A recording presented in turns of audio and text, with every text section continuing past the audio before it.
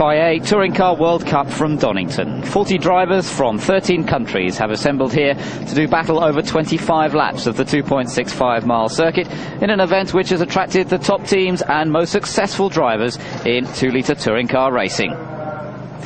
40 cars lined up on the grid from the original entry of 42, and that grid is headed by Paul Radisic, the winner of the World Cup in 1993 when the race was run for the first time and held in Italy at Monza. Radisic out to try and take his second World Cup title. Steve Soper lines up alongside him on the front row of the grid in the BMW 318 IS, and Soper, who was fastest on the Friday practice sessions, looking to try and make the best of the starts with his rear-wheel drive advantage. British Touring Car Champion of 1994, Gabriele Tarquini, lines up in third position on the grid. Alfa team here in force with 5 cars entered by the Alfa Corsa Italian team, and lining up alongside Tarquini, it's John Cleland in the Vauxhall Cavalier. An excellent performance from Cleland, who hadn't been so much on the pace during testing this week, but looking very competitive indeed here today, and looking to have a very good performance from his car during the race. Well, Alain Menu has qualified back on the 4th row of the grid, 7th fastest during the qualifying sessions. 2 qualifying sessions held yesterday on Saturday, and the first of those proving to be the fastest. Joachim Winkelhock deciding to miss out that first qualifying sessions and paying the penalty for that, because he's qualified back in 12th place on the grid. He was certainly one of the fastest in that second session, but the second session was slower, and so Winkelhock certainly not lining up as far up the grid as he would have wished. So for the 1993 champion, a fair bit of hard work to do if he's to fight his way up to the front of the field, and over 30,000 people turning up here at Donington to watch the very best in touring car racing in this race. The 2 cars that we're missing from the original entry, we're missing Rickard Rydell, the Swedish driver who should have been competing in the Volvo, but unfortunately an illness has prevented him from turning up at Donington this weekend. And we're also missing Alain Coudini from the French Touring Car Championship. Let's take a look at the grid then, with Radisic and Soper on the front row, Tarquini and Cleland there on the 2nd row. Then it's Tim Harvey and Emanuele Pirro in the Audi on the 3rd row, Alain Menu and Anthony Reid on the 4th row of the grid, then Stefano Modena and Frank Bieler in another Audi, Ivan Muller from France and Joachim Winkelhock making up the 6th row of the grid as we get ready for the start of the race. And let's just mention 1 or 2 of the others, as we see Julian Bailey back on the 12th row of the grid. Rob Gravitt is back on row 9. Not much time to talk about the others for the moment because the red light is on. We're about to get 25 laps underway as Paul Radisic tries to get away. It's a good start from John Cleland on the right hand side of the picture, and it's Cleland in the Cavalier who's trying to get past Steve Soper as they head down towards Redgate for the first time. Oh, there's a big incident in the background.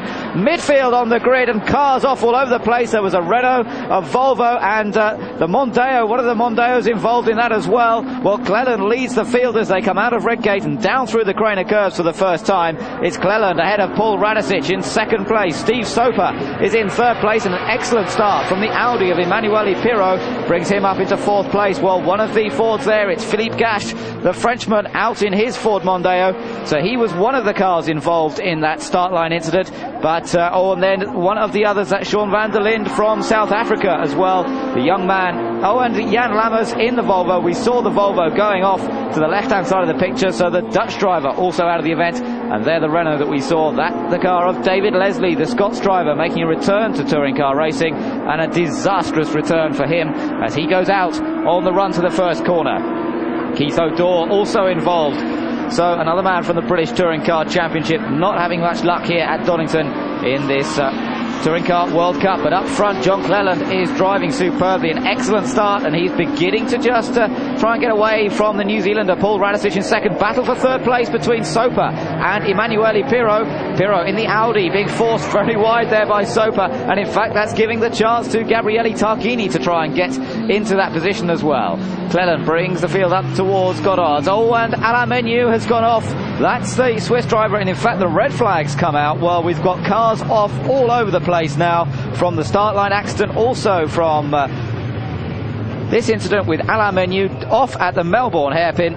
And the man who finished runner-up to Gabriele Tarquini in this year's British Touring Car Championship is very much out of the race. A lot of damage done to the front of that car, and well, it doesn't look like he's hit a barrier, so it looks as though that damage must have been done beforehand. Well, let's take a look at the start again and see if we can see what's going on. Look down midfield, middle of the grid, and watch out for the Ford Mondeos, not only of Philippe Gash but also of Rob Gravitt. There's a contact between the BMW and the Ford, and both Fords hit each other. In fact, that's Gravitt and Gash hitting each other. Van der Linde comes out sideways, hits O'Dore, so Keith O'Dore gets collected in all that as well. Well, let's take a look from what happened on board with Jan Lammers. Jan Lammers in the Volvo. Now we've got a Ford off to our left-hand side there. We're just going past Keith O'Dore. There's Van der Linde just ahead of us, and there's Philippe Gash going sideways. Well, Jan Lammers gets pushed off onto the grass, heading down towards Redgate. The grass very wet and slippery, and bang against the concrete wall there.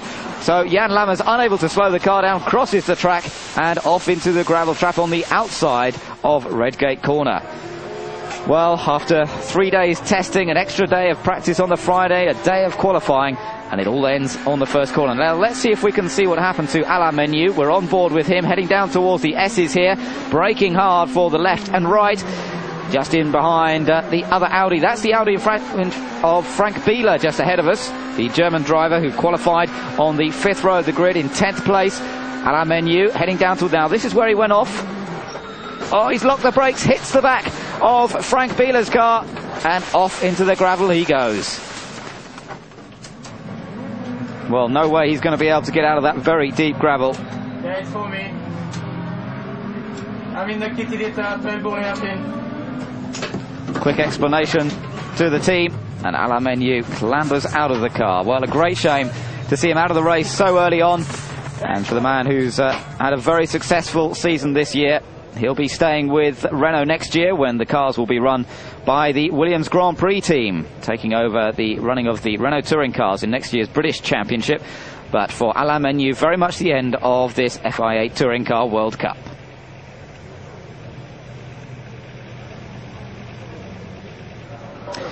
Well, all those incidents, a lot of work going on in the pits. This is the car of Philippe Gash that is being worked on very hard indeed. And, well, what a shame that the two Fords should come together, effectively wiping out a couple of their cars in the very opening moments. 5 of the Ford Mondeos competing at Donington this weekend. But for Philippe Gash, no way that he is going to win this race. They're hoping to be able to get him back out. But of the other 4 drivers, it's Paul Radicic who has certainly set the pace this weekend, and he brings the cars back onto the grid as we try and get this race underway once again and see if we can get away a bit more cleanly this time over the course of the whole first lap.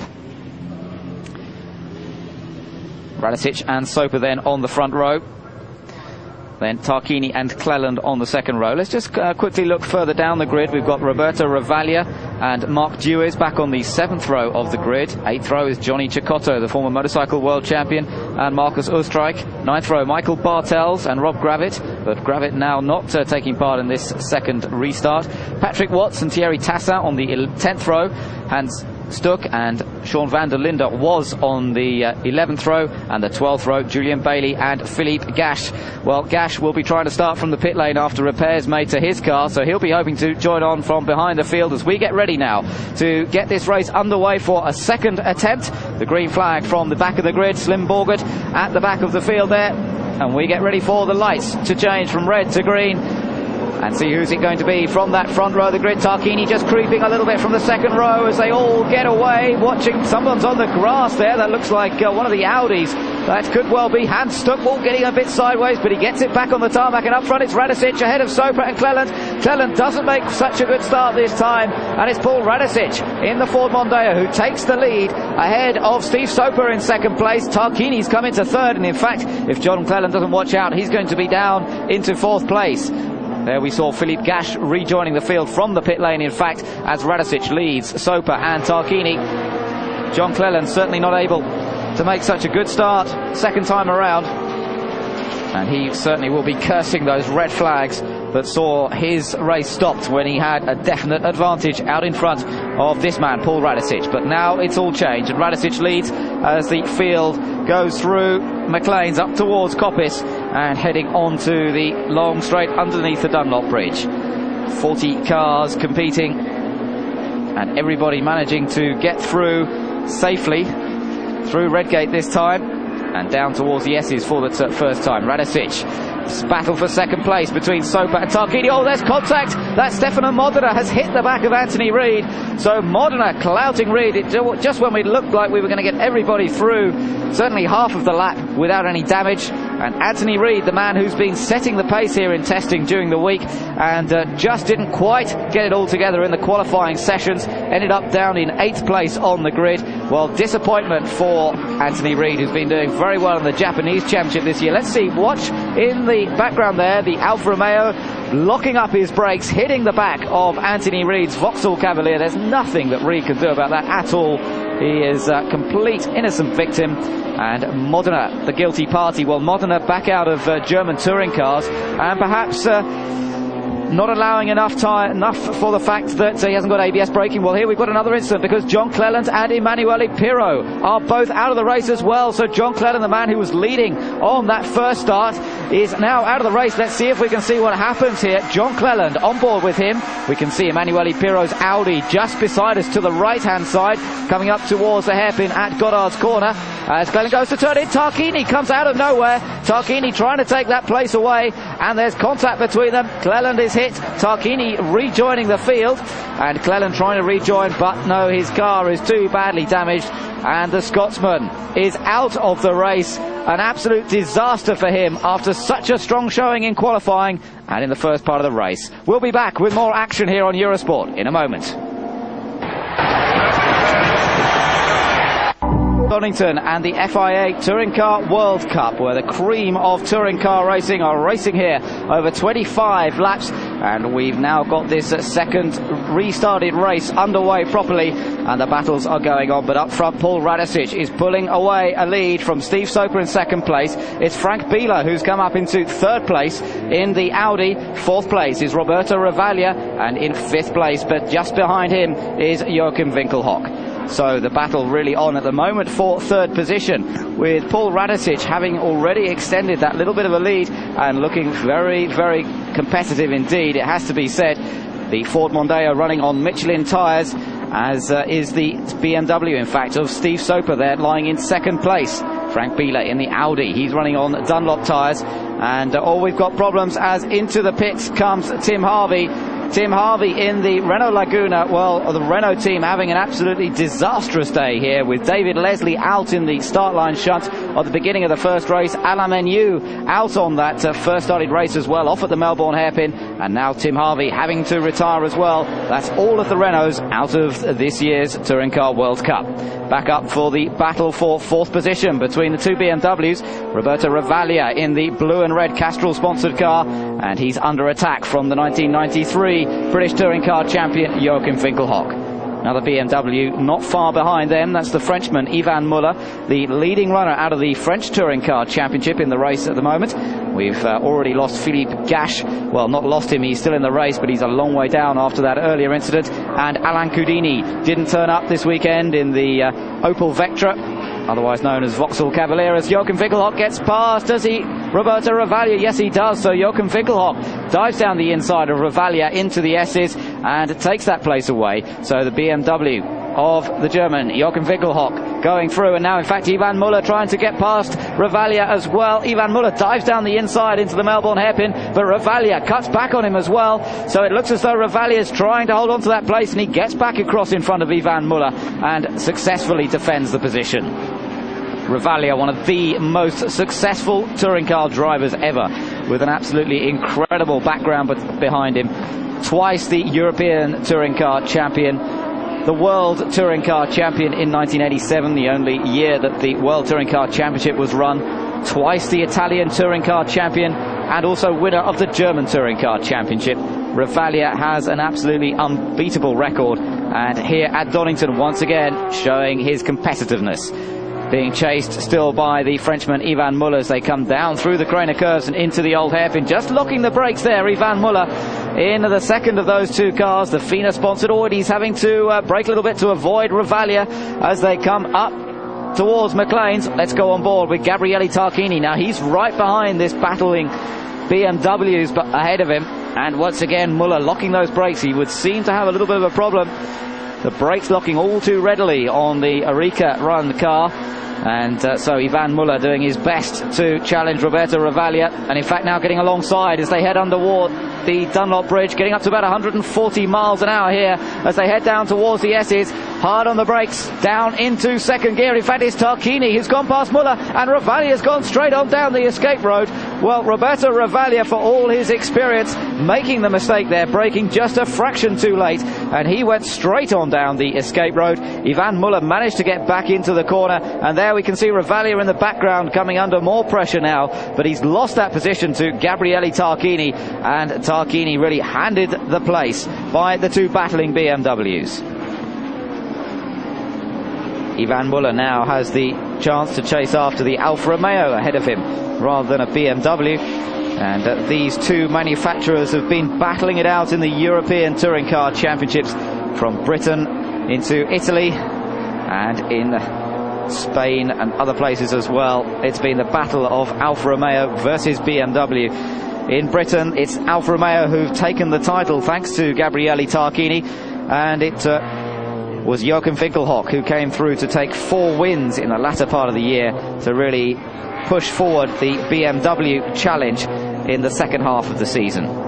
Gabriele Tarquini trying hard in his attempts now to catch up to Joachim Winkelhock. He's the next car ahead, but it has been a great year for Tarquini in Britain this year. His first year in the British Touring Car Championship, taking those 8 victories and starting off the season so successfully with dominant performances in the opening rounds of the British Championship and really opening up an extensive advantage over the opposition. Radicic still leading from Steve Soper in second place, then Frank Bieler in the Audi in third, Joachim Winkelhock in fourth, Gabriele Tarquini in fifth, Ivan Muller in sixth place, then Marc Duez in seventh position. Just behind him is Johnny Cicotto. Then it's Ravaglia coming under pressure from Thierry Tassin, and that's Patrick Watts locking up in the Peugeot. Watts locks up, goes straight through the escape road cones and back onto the circuit, the other side of the gravel trap. Well, it looks as though he's managed to get back on again, but certainly problems for him, as we see just parked up by the side of the road Václav Bervid from the Czech Republic, one of the men who qualified at the back of the grid, and it looks as though he's got some sort of problem with his BMW. Back up with the leaders, Radicic through, followed by Soper, but quite a gap between those two. Then Frank Bieler and Winkelhock. Tarquini trying to close that gap up, just locking up slightly on the braking for Redgate corner. They take that in second gear, accelerating then up through the gears, up into fifth and sixth gear. And this is the fastest cornering section of the circuit. They're cornering at around about 120 miles an hour as they come down through the Craner curves, and then braking and going down to third gear through the old hairpin before they start climbing back uphill once again underneath the bridge and up towards McLean's. Well, Tarquini taking the championship before the final round this year, but hasn't taken a victory here at Donington throughout the course of this season. 2 rounds of the British Touring Car Championship were held at Donington over the course of the year. First 2 races were won by John Cleland, taking a double victory earlier in the year, but he's certainly not going to be able to do the same here after being taken out at the end of the first lap in that incident with Gabriele Tarquini and Emanuele Pirro. Cleland out of the race, and a great disappointment for him. The second races here at Donington during the year, well, one of those was won by an Alfa Romeo, but it was Tarquini's teammate Giampiero Simoni who took victory in the second visit of the British Touring Car Championship to Donington. And the other race was won by this man, Paul Radicic, man who's leading here now and looking to try and take his second World Cup victory. Steve Soper chasing after him in second place and beginning to think about the tyre situation, no doubt, at this point in the race.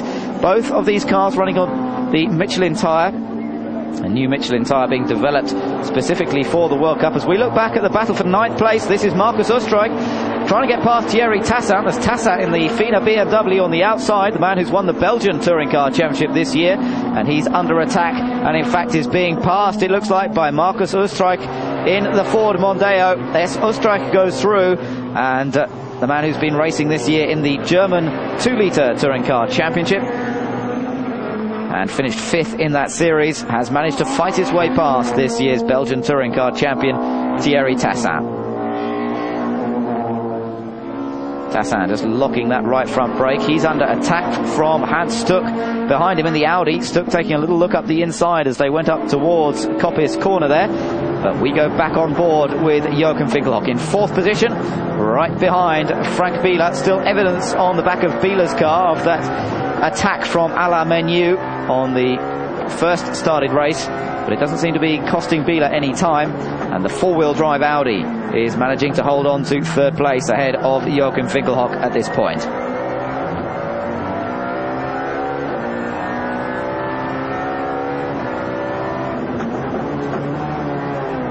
Down into 1st gear for the Goddard's hairpin.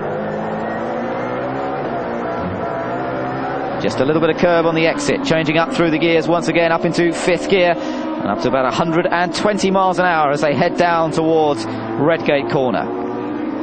Frank Biela, member of the German team here at Donington, and not only is the Drivers' World Cup title at stake here, but the battle for the Manufacturers' World Cup and also for the Nations' World Cup as well. A battle between the countries, with the top countries providing 5 drivers, and the top 3 drivers' points will be added together from the results in this race to decide the Nations' Cup winners. And certainly Frank Biela and Jochen Finkelhock are looking good for Germany at the moment. If they can hold on to those positions, we've got New Zealander up front in the shape of Paul Radicic. Britain in 2nd place with Steve Soper, but Germans 3rd and 4th at the moment, and that's certainly very good indeed for the German attempt to take the Nations Cup here at Donington this weekend. Biela still under a lot of pressure from Jochen Finkelhock. Finkelhock just sliding a little bit through the second part of the S's there, and Biela using the advantage of 4-wheel drive to assist his attempts to accelerate out of these very tight sections here at Donington Park. This the slowest part of the circuit, the Melbourne hairpin. They're getting down to around 30, well, between 38 and 40 miles an hour as they go round that hairpin. This the 2nd slowest corner into the Goddard's hairpin. Again, very slow entry into the corner, and then it's all about traction out of the bend, and that's where the Audi's 4-wheel drive has the slight advantage, and they head down towards Redgate corner. Well, this is the first time that we've seen the 2-litre Audi cars competing in Britain. Frank Biela formerly competed with Audi at Donington Park when he was part of the German Touring Car Championship a couple of years ago. In fact, back in 1991, when Frank Biela took the victory in both rounds of the German Touring Car Championship races that were held here at Donington Park. But then he was driving the Audi V8. Very different rules for the cars in the German Touring Car Championship to the cars that race in the 2-litre Cups. And all these cars in this race here at Donington, all strictly adhering to the rules of the 2-litre racing as laid down by the FIA. And the Audi that Frank Biela drives here at Donington Park, a very, very different animal to the Audi he drove back in 1991. Well, Radicic already lapping some slower cars, and that in fact was Vaclav Bervid, the man we saw stopped earlier on, so he's obviously got restarted and has managed to get going once again. Meanwhile, this battle for 3rd place is still going on. Audi versus BMW, Frank Biela versus Jochen Finkelhock, and both very, very experienced drivers. Both have experience, in fact, of the German Touring Car Championship, but both have now really made the names in the 2-litre touring car world, with Frank Biela having taken the French Championship last year and was very much a front runner in this year's German 2-litre Championship. In fact, he came very, very close to winning the German 2-litre title this year, but it was snatched away from Frank Biela and Audi's grasp in the closing stages of the championship. And in fact, it was BMW who did snatch that title away in the hands of Johnny Cecotto, the Venezuelan, taking the German 2-litre championship. And so the battle is rejoined here today between Audi and BMW, but instead of it being Frank Biela and Johnny Cecotto, it's Frank Biela and Jochen Finkelhock. Still behind them is Gabriele Tarquini in the Alfa 155. And Tarquini unable at the moment to close up to Jochen Finkelhock, certainly not enough to challenge. And so the battle really is between these two, Biela and Finkelhock, for 3rd position. Well, Radicic certainly enjoying an excellent run up front at the moment. Biela there just sliding a little bit through Coppice, perhaps his tyres getting a little bit more worn, and that's what we've got to watch out for now as we go through this race. Look for the tyre wear. We'll be back in just a moment with more here on Eurosport.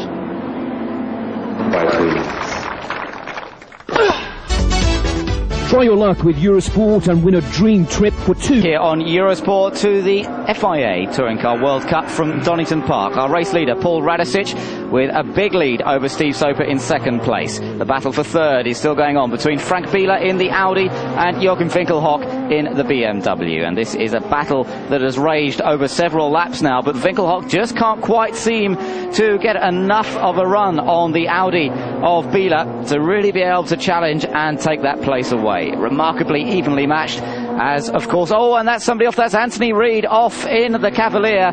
Well, what a great shame for the Scotsman Anthony Reid, who promised so much earlier in the week with some very, very rapid test times. But his race really ruined when Stefano Modena hit him at the end of the first lap, took him out at the S's, and that's now meaning the total end for Anthony Reid's weekend. And what a great shame when he had such a great chance of showing off his ability in a touring car in front of a world stage here at Donington this weekend. I think he's impressed many people already with his performance in that car during the course of testing and in qualifying as well, but certainly not to have the result at the end of the day. Well, he'll be racing again in the Japanese Touring Car Championship. That's still to be decided, in fact, and Steve Soper is a man very much in with a chance of taking the Japanese Formula 3 title, and that's still to go with one race left at Fuji.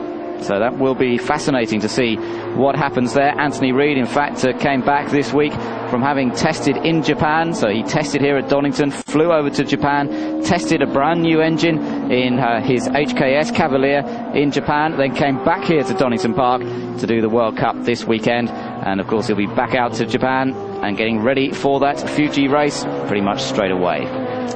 Well, Gabriele Tarquini still trying to close up to the two battling Germans ahead of him. But for the moment, Frank Biela holding on to that third position and keeping it all under control. But just watch out for the cars beginning to slide around a little bit as we go further through this race. 25 laps, certainly longer than the majority of British touring car races, normally 18 lap events here at Donington Park on the long circuit, and therefore tyre wear certainly something that can be considered and must be considered indeed by the teams. Well, Michelin produced a special tyre which a lot of the Michelin users actually ran here at Donington in the last round of the British Touring Car Championship, and it was a tyre that they discovered lasted very well indeed, was also very good in qualifying, a special qualifying tyre as well. But with only 6 tyres allowed to be used by each driver, that means for both qualifying and for the race they can use only 6 tyres, which effectively means they have 2 spare tyres which they use as qualifiers, and then the other 4 are good then for the race itself. But it certainly means that they can't afford to go pounding round and round in qualifying using as many tyres as possible. That's simply not part of the rules package. So it is very much an art to qualify the car well and then set the car up well for the race itself to try and look after the tyres so they're still in good shape as they get towards the end of the race. Well, the battle in the tyre wars between Michelin and Dunlop and Yokohama, and at the moment we've got 2 Michelin cars and there a Dunlop tired car of Frank Biela in third position. John Cleland also using Dunlops as ever this weekend, and he was looking very, very competitive indeed. And as for Yokohama, well, they're looking strong as well in the hands of Jochen Winkelhock.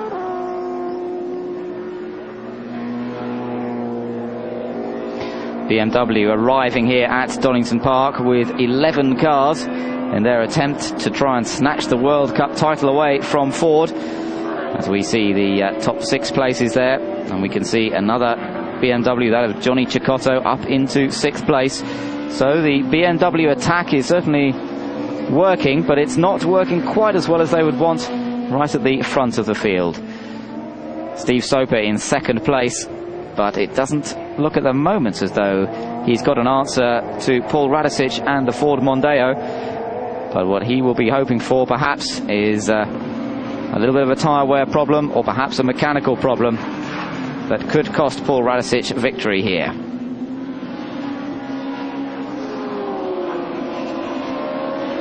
Tarquini definitely closing up to this little battle now.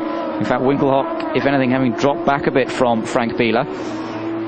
Tarquini now almost within striking distance. Not quite close enough yet, but certainly if he could just close up another length or two, then he'd have the chance of attacking Jochen Winkelhock. This, one of the fastest sections for Winkelhock, who in qualifying can take the Craner curves flat out.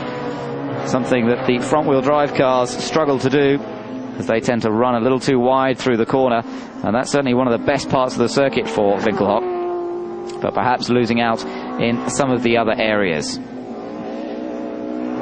Tarquini definitely very much closer, as you can see,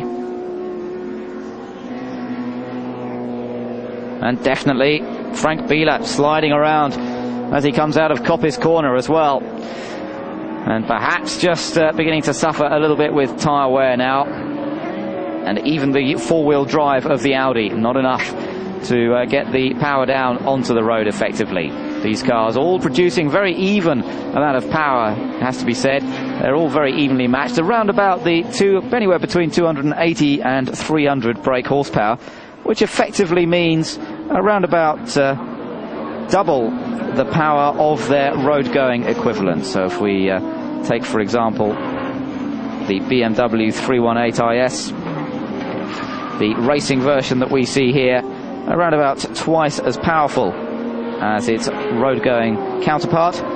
But in many ways, remember, in Class 2 touring cars, the cars are very, very close to their road-going friends. The body shell is the same, but of course it's very much more stiffened with the integral roll cage, which is welded into place. The body shell is seam welded, which effectively means that it is stiffened up considerably over the production car, and that of course to deal with the very, very much stiffer suspension that is run on the touring car. Running with slick racing tyres, they generate so much more grip than a standard road tyre can, and therefore the whole chassis suspension needs to be very, very much stiffer. Always running on comparatively smooth surfaces as well. In fact, here Donington, one of the smoothest circuits certainly in Britain, and a very stiff suspension therefore required to get the best out of the car and the best out of the slick tyres that they're using.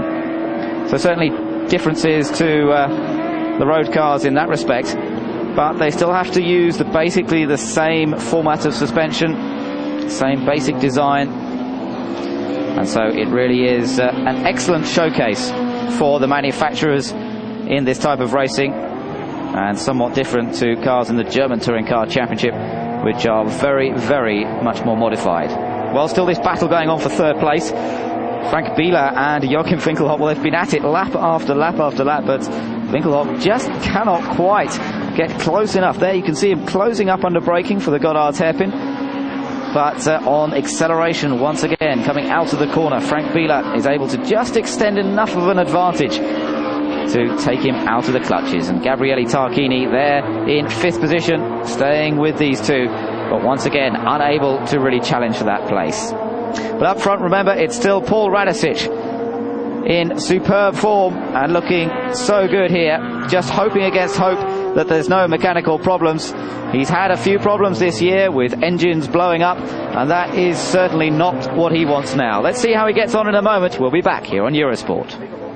We're back at Donington watching the FIA Touring Car World Cup, and there's somebody off in the background. It's Frank Biela. Frank Biela has gone off in the Audi in the, well, as we're getting into the closing stages of the race now. Frank Biela has gone off, and Jochen Winkelhock has now come up into third place with Gabriele Tarquini down in fourth position and attacking, trying to take that third place away from Jochen Winkelhock. We've got the battle of the 1993 champion versus the 1994 British Touring Car champion. But for the German, Frank Biela out of the race. And, well, what a great shame after he had driven so well in the Audi, and not to take the finish within sight, within 6 laps of the checkered flag. Well, certainly still stories that Audi will be making an appearance in the British Touring Car Championship in 1995. Those stories yet to be confirmed, but given the performance there of Frank Biela here at Donington in dry weather conditions, certainly bodes well if they come into the British Touring Car Championship next year. And as for their wet weather ability with that four-wheel drive, well, with the vagaries of the British weather, then Audi could be in for an excellent championship season. Well, this battle going on for third place still, and Jochen Winkelhock and Gabriele Tarquini really have closed up together.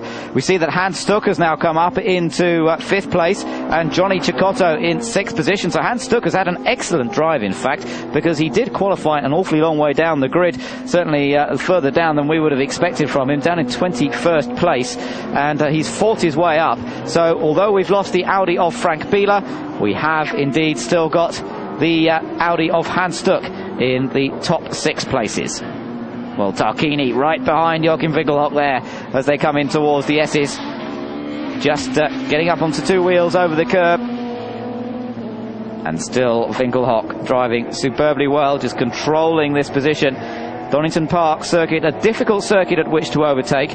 It is possible to find the gap, as we've seen already on a couple of occasions, but with a good driver ahead of you, it can be very, very difficult to find the gap that's required and to dive through. And that's certainly what Gabriele Tarquini is finding.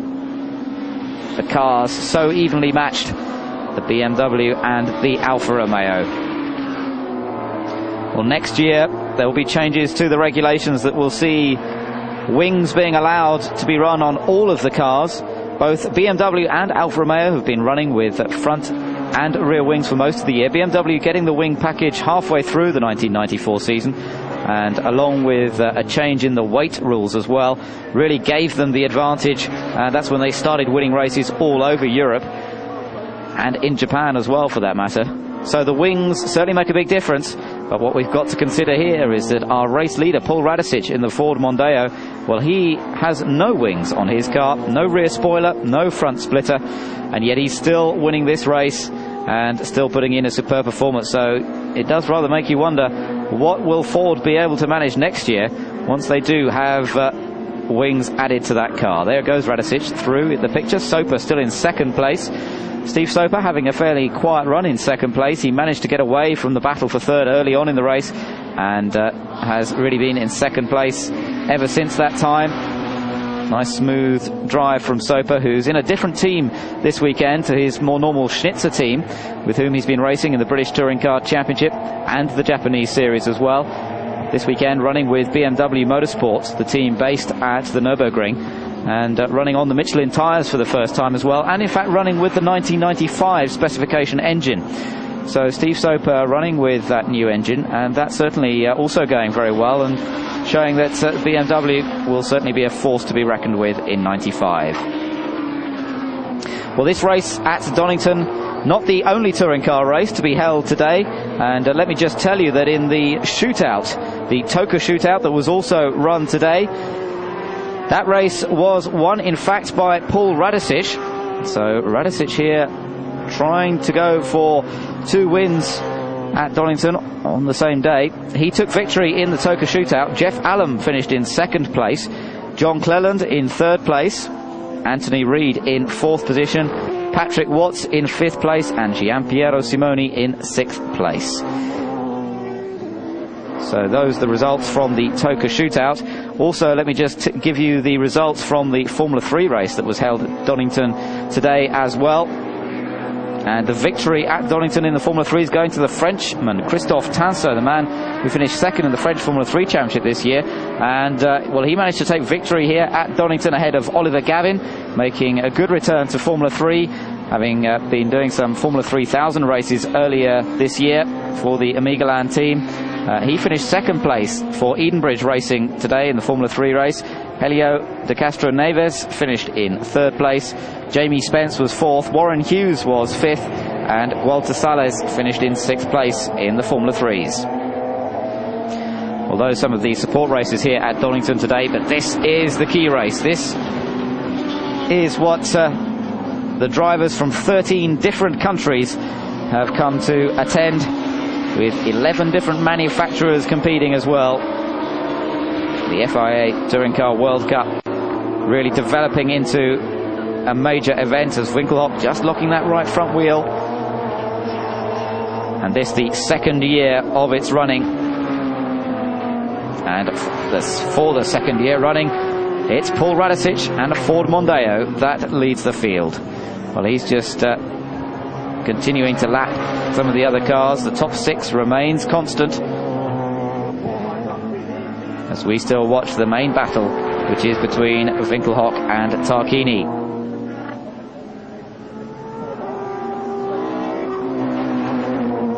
Just running a little wide over the curve there, Winkelhock and Tarquini also just sliding around a little bit.